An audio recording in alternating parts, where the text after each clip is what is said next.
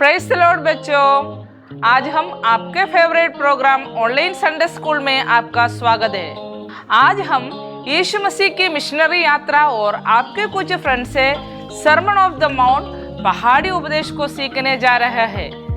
सभा को शुरू करने से पहले आइए हम अपने आंखों को बंद करें और प्रार्थना में जाएं।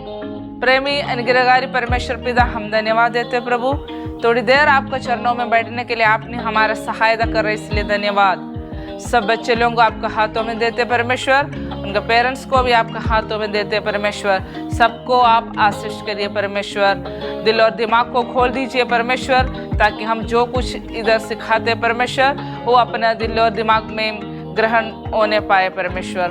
हम सबको आशीष करिए परमेश्वर, बिंदी यीशु मसीह का नाम से मानते हैं, आमीन। सबसे पहले आज हम आपके फ्रेंड लोगों के द्वारा पहाड़ी उपदेश को सीखने जा रहे हैं।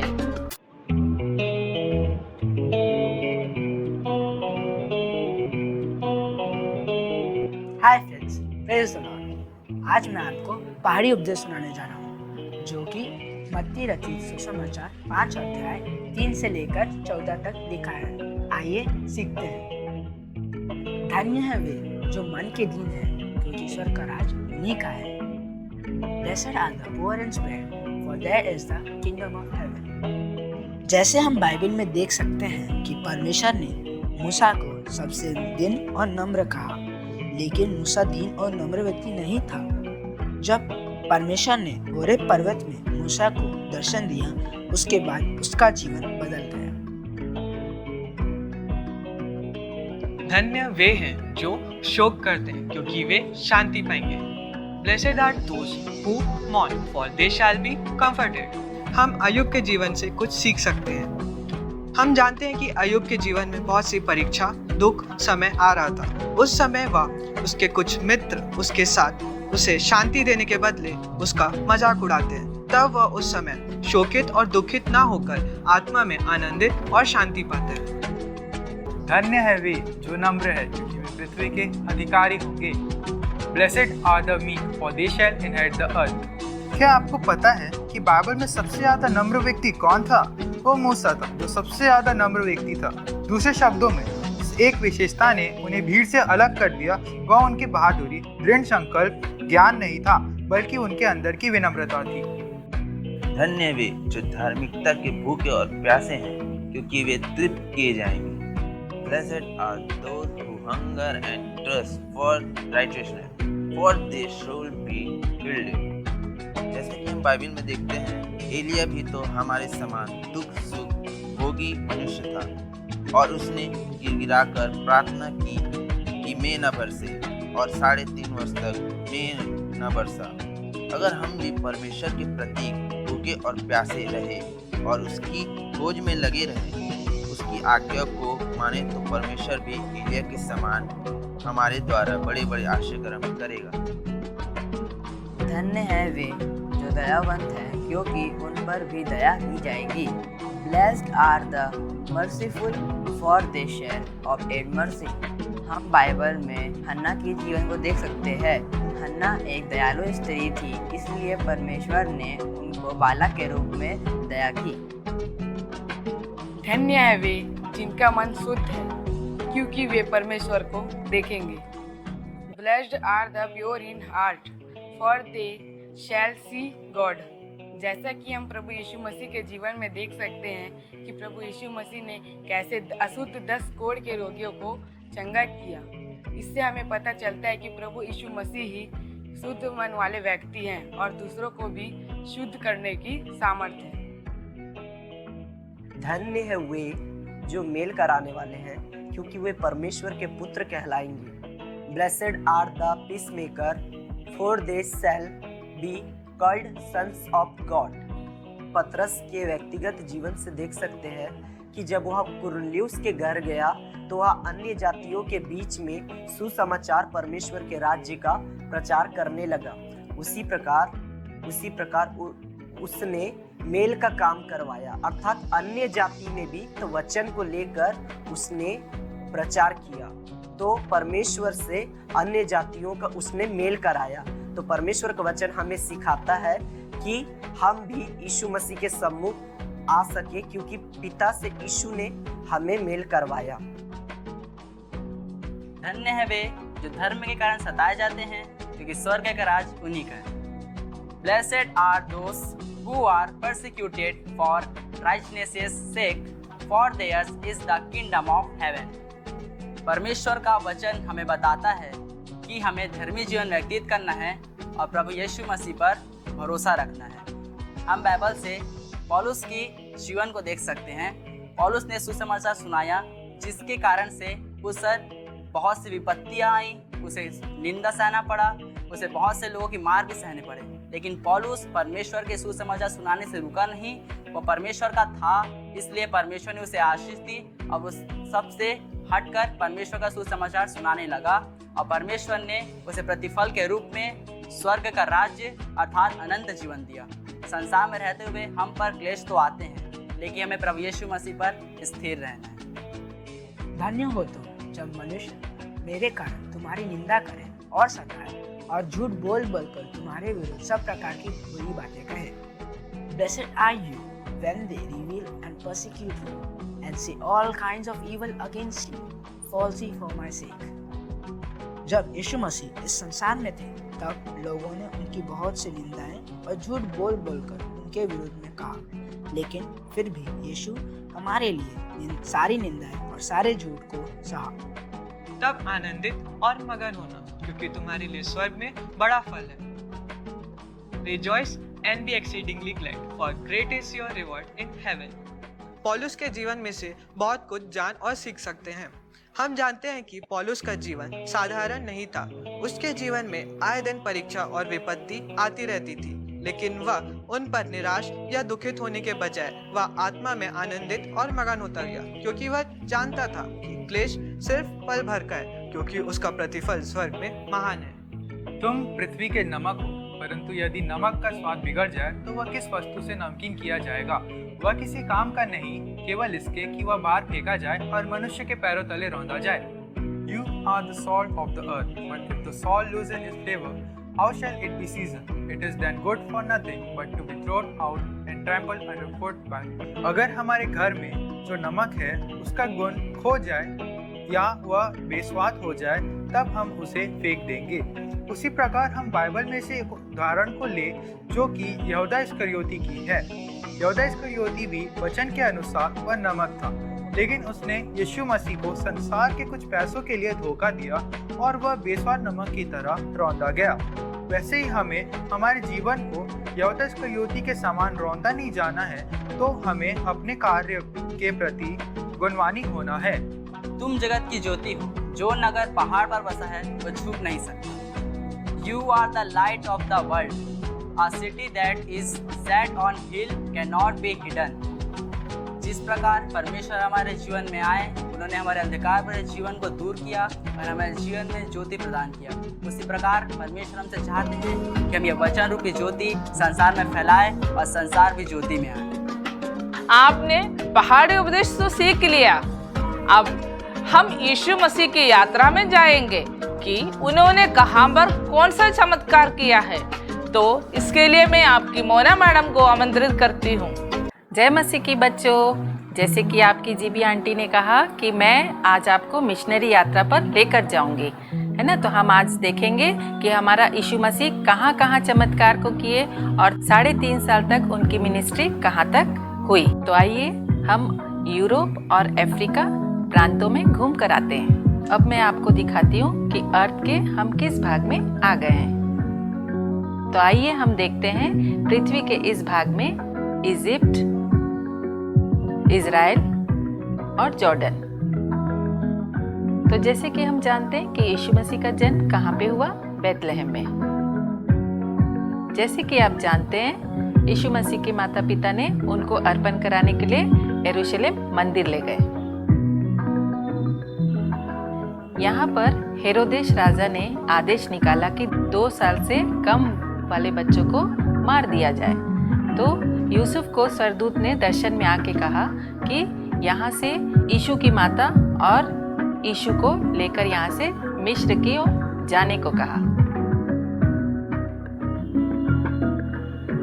जब यीशु 12 साल के हुए तो उनके माता पिता ने उनको बाल मित्र समारोह में यरूशलेम मंदिर में लेकर आए। ये वही समारोह है जहाँ यीशु मसीह के माता पिता से यीशु मसीह छूट जाते हैं, फिर उनको ढूंढते हुए वहीं आते हैं और यीशु मसीह को उसी मंदिर पे पाते हैं और मंदिर से नासरत की ओर जाते हैं। बच्चों, ये वही जगह है नासरत जहाँ यीशु मसीह का पालन पोषण हुआ और 30 साल तक उन्होंने पढ़ाई का काम भी अपने पापा से उन्होंने सीखा। ये तो थी बच्चों यीशु के बचपन की बातें। अब हम यीशु मसीह के महत्वपूर्ण 3.5 साल की सेवकाई को देखेंगे कि कहाँ से शुरू हुआ। ये है बेतनिया नगर जहाँ पर यीशु मसीह ने यूहन्ना बपतिस्मा दाता से यरदन नदी पर बपतिस्मा लिया और अपनी सेवकाई को शुरू किया। यहाँ से यीशु मसीह 40 दिन के उपवास के लिए जंगल की ओर जाते हैं, जहाँ पर शैतान ने उनकी परीक्षा ली थी। परीक्षा के बाद यीशु मसीह काना के विवाह में गए अपनी माता और कुछ चेलों के साथ, और वहाँ पर पानी को उन्होंने दाखरस में बदला। काना नगर के चमत्कार के बाद यीशु मसीह जब नासरत की ओर आए, सब्त के दिनों में आराधनालय में अपने आप को जब मसीहा कहा, तब लोगों ने उनका मजाक उड़ाया। इसके बाद यीशु मसीह अपने गृह नगर में त्यागे जाने के बाद वह गलील के एक और नगर जो कफरनहूम कहलाता है आए। वह आराधनालय में गए और एक दुष्टात्मा ग्रसित व्यक्ति को चंगा किया। फिर उसके बाद शमौन पतरस की सास के ज्वर को ठीक किया। कफरनहूम में सेवकाई के कुछ दिन बाद यीशु फसह के पर्व मनाने के लिए यरूशलेम की ओर गए और यरूशलेम में उन्होंने सारे धंधा करने वाले और नाना प्रकार के वस्तुओं की बिक्री करने वाले लोगों पर गुस्सा करते हुए उनके सारे सामानों को फेंक दिया और कहने लगे, तुमने तो मेरे पिता के घर को खो का घर बना दिया। यह सब देखकर निकोदेमुस यीशु के ऊपर विश्वास करके उनका एक रहस्य चेला बना। यरूशलेम से होकर यीशु अपने चेलों के साथ यरदन नदी के किनारे पर, जहाँ यूहन्ना बपतिस्मा देने वाला लोगों को बपतिस्मा देता था, वहाँ के लोगों को भी यीशु ने सुसमाचार सुनाया। शालोल के निकट एनोन नामक जगह में भी गए थे, जो यरदन नदी के आसपास के जगह है। यरदन नदी के किनारे सेवकाई करने के वक्त जब यूहन्ना बपतिस्मा दाता के बंदी बनाए जाने के बाद यीशु फिर से गलील जाने के लिए उन्हें सामरिया के रास्ते से होकर जाना था। इसलिए सामरिया के सुखार नामक नगर में आए। वहां उन्होंने एक सामरी स्त्री को सुसमाचार सुनाया कि जीवन का जल मैं ही हूँ। फिर सामरिया से होते हुए यीशु गलील में आए और गलील के नगरों में से जैसे काना, नाइन, कफरनहूम और यरूशलेम के बैतसैदा कुंड में गए और बहुत से चमत्कार किए। उसके बाद सबसे पहले गलील के काना नगर में राज कर्मचारी के पुत्र को चंगा किया। फिर जब यीशु नाइन नगर की ओर जा रहे थे, तब कुछ लोग एक जवान के पार्थिव शरीर को लेकर जा रहे थे और उसकी माता विधवा थी और उसका कोई भी नहीं था। तब यह देखकर यीशु ने उस औरत के बेटे को मुर्दों में से जी उठाए। नाइन नगर के बाद यीशु यरूशलेम की ओर गए और वहां बैतसैदा कुंड के पास एक 38 वर्ष रोगी को चंगा किए। जाने के बाद वहां कुछ दिन रहे। फिर यीशु कफरनहूम की ओर चले गए। कफरनहूम में यीशु कुछ दिन रहकर लोगों को सुसमाचार सुनाए और वहां से गलील सागर के पहाड़ी तरफ गए, जहां बहुत सी भीड़ उनके पीछे हो ली। और कुछ दिन इसी पहाड़ी में रहकर यीशु ने पहाड़ी उपदेश, पिता की प्रार्थना, दृष्टांतों का प्रचार किया और वहां से अपने चेलों के साथ झील के रास्ते वह गिरासेनियों के प्रदेश की ओर जा रहे थे। तभी उस झील में तेज आंधी आई, जिसे यीशु ने डांटकर शांत किया और गिरासेनियों के प्रदेश में पहुंचकर एक दुष्टात्मा ग्रसित व्यक्ति, जिसके अंदर 6000 दुष्टात्माएं थी, उसे यीशु ने चंगा किया। गिरासेनियों के देश से वापस नाव पर बैठकर कफरनहूम आए और वहां से नासरत आए और नासरत से होते हुए गलील के नगरों में सुसमाचार सुनाए। यहाँ पर बहुत दिनों से बहुत सी भीड़ यीशु के साथ थी। तब यीशु ने 5 रोटी और 2 मछली से 5000 लोगों को खिलाए थे और अपने चेलों को बैतसैदा की ओर रवाना किया और पर्वत पर प्रार्थना करने गए और रात के लगभग 3 बजे अपने चेलों के पास आए, जहां चेले तूफान में फंसे हुए थे।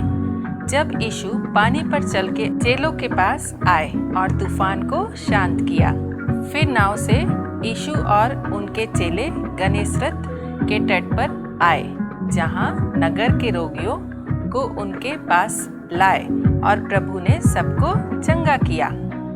वहां से वे सूर के क्षेत्रों में गए और वहां पर गैर यहूदी स्त्री के बेटे को जो दुष्ट आत्मा ग्रसित था उसे चंगा किया। सूर से होते हुए सैदा के गलील सागर पर आए, जो दिकापुलिस क्षेत्र में है। वहां यीशु ने गूंगे बहरे लोगों को चंगा किया और वहां से होते हुए दलमनुता नामक जगह गए, जो गलील सागर के किनारे में है, जहां पर यीशु मसीह ने 4000 लोगों को भोजन खिलाए। और गलील सागर के किनारे ही एक और शहर जो बैतसैदा है, जहां पर यीशु मसीह ने एक अंधे व्यक्ति को चंगा किया। बैतसैदा से होते हुए यीशु मसीह कैसरिया फिलिप्पी आए, जहां पर पतरस ने यीशु से कहा कि तू ही हमारा मसीहा है। उसके बाद यीशु ने अपने चेलों में से पतरस, याकूब और यूहन्ना के साथ एक पहाड़ी में गए, जहां पर यीशु मसीह का रूपांतरण हुआ। पहाड़ी से उतरने के बाद यीशु मसीह और उनके चेले गलील की ओर वापस आए, जहां यीशु मसीह ने अपने मृत्यु और जी उठने के बारे में अपने चेलों को बताया। फिर यीशु मसीह और उनके चेले गलील से कफरनहूम की ओर आए, जहां पर सबसे बड़ा कौन। तब यीशु मसीह ने इस विवाद को सुलझाया था और इसी नगर में यीशु मसीह ने कर भी चुकाया था। और यहाँ से होते हुए यीशु ने गलील के रास्ते यरूशलेम मार्ग में चंगाई और प्रचार करते हुए चलते गए।